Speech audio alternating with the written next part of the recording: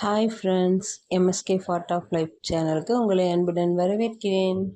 ஒரு ஆளை பார்த்து அவன் இந்த வேலைக்கு தகுதியானவன் அப்படிங்கிறத எப்பொழுதும் எடை போட முடியாது அப்படிங்கிறத உணர்த்தும் கதை.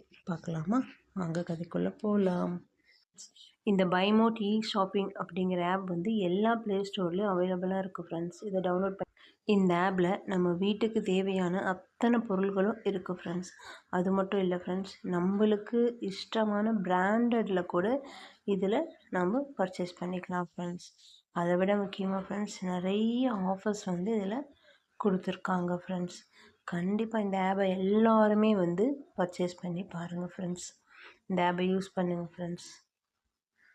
இதனுடைய லிங்க்கை நான் டிஸ்கிரிப்ஷன் பாக்ஸில் உங்களுக்கு கொடுத்துருக்கேன் ஃப்ரெண்ட்ஸ். கண்டிப்பாக இதை யூஸ் பண்ணி பாருங்கள் ஃப்ரெண்ட்ஸ். Sponsor by பைமோட்.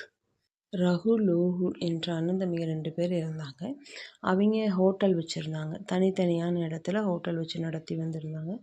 2 பேத்துக்கும் சரியான லாபம் கிடச்சிது. ஒருவருக்கொருவர் வந்து சலைச்சவங்க இல்லை, நல்ல வியாபாரம் பண்ணாங்க, நல்ல லாபம் கிடைத்தது. இப்படி இருக்க அண்ணன் ரகுக்கு நட்டம் வந்து ஏற்பட்டது. தம்பி லோகுக்கு நல்ல லாபம் கிடைச்சது. இது அண்ணனுக்கு வந்து எதுவுமே புரியாமல் இருந்துச்சு.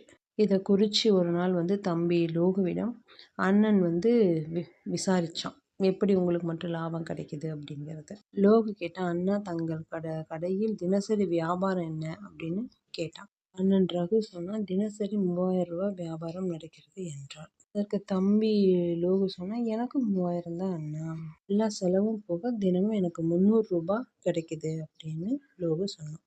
தம்பி, எனக்கு நாள்தோறும் 300 ரூபாய் நஷ்டம் ஏற்படுகிறது என்று ரகு வந்து வருத்தத்தோடு சொன்னான். இதுக்கு பின்னாடி 2 பேரும் ஆள் சம்பளம், கடை வாடகை, எங்கெல்லாம் பொருள் வாங்குறாங்க, எவ்வளோ வாங்குறாங்க அப்படிங்கிறது எல்லாத்தையும் ஒரு லிஸ்ட் எடுத்தாங்க. 2 பேரும் லிஸ்ட்டும் செலவும் ஈக்குவலாக தான் வந்துச்சு. இப்படி இருக்கிற அண்ணனுக்கு ஒன்றுமே புரியலை. அப்போ ரகு சொன்னால், நீங்கள் என் கடையிலையும் நான் உங்கள் கடையிலையும் மேனேஜ்மெண்ட் பண்ணுறேன், நீங்கள் போய் பார்த்துக்கோங்க அப்படின்னு சொல்லி ஒரு 2 நாள் வந்து கடையை பார்த்துக்கிறான். அப்போ தான் ரகு வந்து தெரிஞ்சுக்கிட்டான், அந்த கடையில் பில் போடுற ஒரு பையன் இருக்கிறான். அவன் என்ன பண்ணுறான்னா, ரொம்ப நல்ல வாய் பேசுகிறான், திறமையாக இருக்கான்னு சொல்லிட்டு அண்ணா வந்து அவரை வேலைக்கு வச்சுட்டாங்க. அந்த பில் போடுறவன் என்ன பண்ணுறான்னா, 100 ரூபாய்க்கு சாப்பிட்டா 80 ரூபான்னு பில் போட்டு 20 ரூபா இவன் வந்து அமௌண்ட்டை எடுத்துக்கிறான். இப்படி பல நாள் போனதை கண்டுபிடிச்சிட்டான் தம்பி ரகு. அண்ணனை கூப்பிட்டு சொல்லி, இவனை வந்து நீங்கள் எடுபிடி வேலைக்கு போட்டுட்டு, எடுபிடியாக இருக்கான் பார்த்தீங்களா, அவன் நல்லா படிச்சிருக்கான், நல்ல திறமைசாலியாக இருக்கான், அவனை வந்து பில் செக்ஷனில் உட்கார வச்சாங்க. அதுக்கப்புறம் தான் தெரிஞ்சிச்சு, கரெக்டாக கணக்கு வந்துச்சு. 2 பேத்துக்குமே வந்து ஈக்குவலாக வந்து 3000 ரூபாய் வந்துச்சு. ஒரு நாளைக்கு 300 ரூபாய் லாபமும் வந்துச்சு. இப்போ வந்து எந்த கணக்கும் விட்டு போகவே இல்லை. இதைத்தான் வள்ளுவர் சொன்னார், இந்த வேலையை இவரிடம் கொடுத்தால் இவன் முடிப்பான் என்று ஆராய்ந்து அறிந்து பணியை அவனிடம் ஒப்படைக்க வேண்டும் என்ற ரகசியத்தை தனக்கு கற்பித்தவர் நம்முடைய தமிழர் தாத்தா வள்ளுவர்.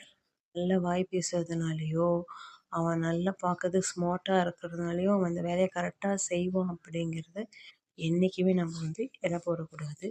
என்ன ஃப்ரெண்ட்ஸ், கதை கேட்டிங்களா? ரொம்ப சின்ன ஸ்டோரி தான், இருந்தாலும் திறமை இல்லைன்னா வளர்த்துக்கலாம், ஆனால் திறமை இருக்கிற மாதிரி நடிக்கிறது என்னைக்கா இருந்தாலும் ஆபத்து தான் அப்படிங்கிறத உணர்த்தும் கதை.